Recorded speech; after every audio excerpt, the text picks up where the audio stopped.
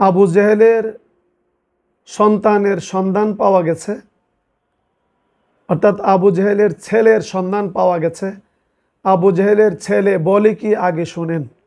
আপনি যে আবু জেহেলকে কাফের বলেন, আপনি যে আবু তালেবকে কাফের বলেন, আপনি যে আবু জেহেলকে কাফেরদের সর্দার বলেন, তারাও কিন্তু আমার আপনার মতো মুসলমান ছিল।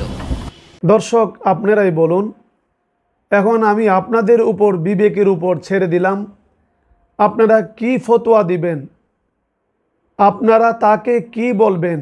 এই আবু জেহেলের সন্তান, সে বলেছে কি যে আবু জেহেল নাকি আমাদের মতন মুসলমান ছিল। নাউজুবিল্লাহি মিন যালিক। মুমিন মুসলমান, আমি সুন্নি বুঝি না, ওয়াহাবি বুঝি না।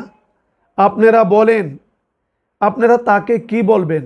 অনেকেই বলেন আমার আলোচনা শোনার পরে যে শহীদুল্লাহ জিহাদি গালাগালি করে। আপনারা বলেন আপনাদের অন্তরে, আপনাদের ভিতরে, আপনাদের অন্তরে যদি তিল পরিমাণ ঈমান থাকে, নবীজির মহব্বত থাকে, ভালোবাসা থাকে, আল্লাহ রাসূলের উপর ঈমান থাকে, তাহলে এই আবু জেহেলের ছেলেকে কি বলবেন।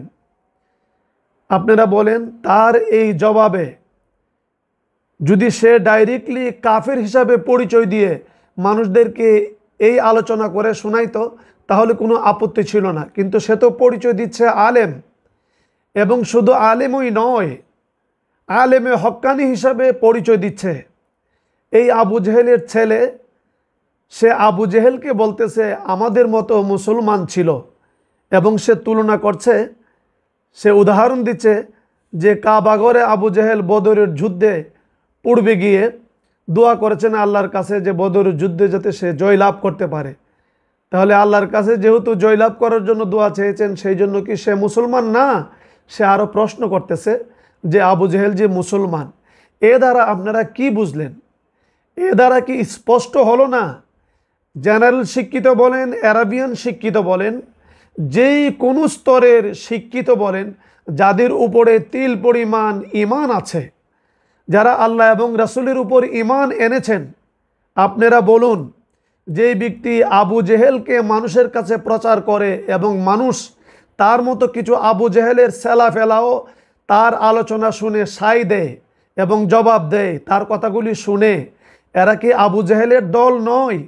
তাহলে যারা মুসলমান সেজে এই মুসলমানদের ঈমানকে নষ্ট করতেছে, এই আবু জেহেলের ছেলে, তার মুখে কি প্রস্রাব করা ফরজ নয়?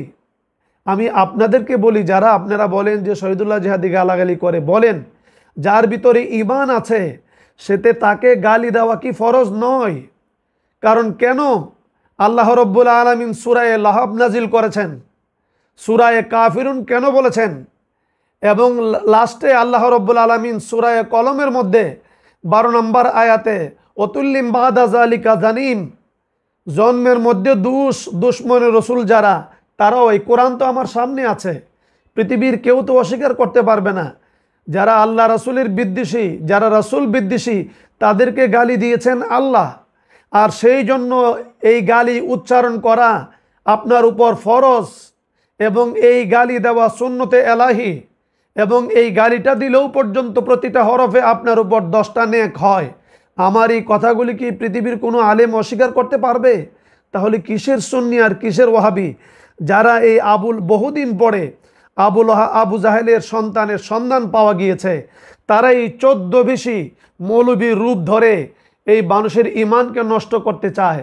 আসলে তারা হচ্ছে অরিজিনালভাবে ইহুদিরা একটা বড় চক্র, আলেম রূপ সাজাইয়া, মুসলমান নাম ধরাইয়া, আলেমের লেবাস ধরাইয়া, তাদেরকে কোরআন হাদিস পড়াইয়া, তাদেরকে মূল শিক্ষাটা দিয়েছে মানুষদের ঈমানকে বিধ্বংস করার জন্য। এর বিনিময়ে তারা কোটি কোটি টাকা বসে বসে পাচ্ছে, অথচ একদল সাধারণ জেনারেল শিক্ষিত মানুষ জানে না, বুঝে না, এদেরকে সাপোর্ট করে, প্রশ্ন করে কেন এই দলটাকে আপনারা গালাগালি করেন।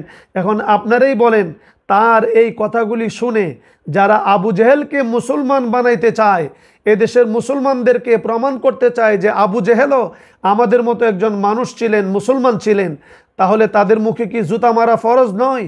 তাদের মুখে কি দাঁড়িয়ে প্রস্রাব করা ফরজ নয়? এবং তাদেরকে কাফের বলা কি ফরজ নয়? তাদের সাথে আত্মীয়তা করা কি জায়েজ না হারাম? আত্মীয়তা করা, তাদেরকে সালাম দেওয়া, তাদের সাথে বিয়ে শাদী, উঠা বসা, তাদের গুণকীর্তন যা আছে সম্পূর্ণ বলা হারাম, হারাম, হারাম।